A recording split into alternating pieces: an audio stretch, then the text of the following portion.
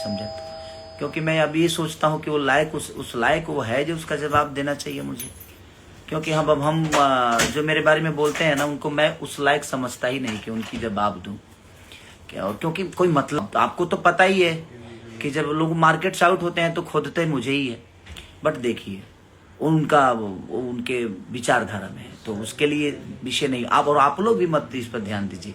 हम लोग को मनोरंजन करना है, हम जिसके लिए बने हैं उस पर सो वर्क करना है। फाइनली खेसारी लाल यादव जी ने दिया काजल अगवानी को करारा जवाब। जी हाँ दोस्तों, काफ़ी लोग का कमेंट आ रहा था कि खेसारी भैया काजल अगवानी को कोई भी रिप्लाई नहीं दे रहे हैं, आखिरकार क्यों। काजल अगवानी इन दिनों काफ़ी ज़्यादा सॉन्ग ला रहे हैं खेसारी लाल यादव जी के ऊपर।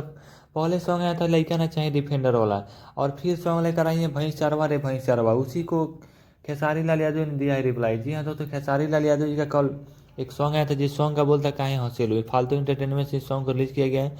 उसी सॉन्ग को लेकर खेसारी लाल यादव जी कल लाइव आए थे, और उसी लाइव में काजल अगवानी को भी लपेटे में ले लिए। जी हाँ दोस्तों, काजल अगवानी को बोले कि फालतू लोगों के लिए मेरे पास टाइम नहीं है, जिसको जो करना है करने दो। इसको काम मिलना बंद हो जाता है भोजपुरी इंडस्ट्री में, वो खेसारी को ही टारगेट करना शुरू कर देता है। जी हाँ दोस्तों, काजल अगवानी को खेसारी लाल यादव जी ने काफ़ी बुरी तरीके से रेलने का काम किया। आप लोग कमेंट करके जरूर बताइए कि खेसारी लाल यादव जी ने सही किया या नहीं।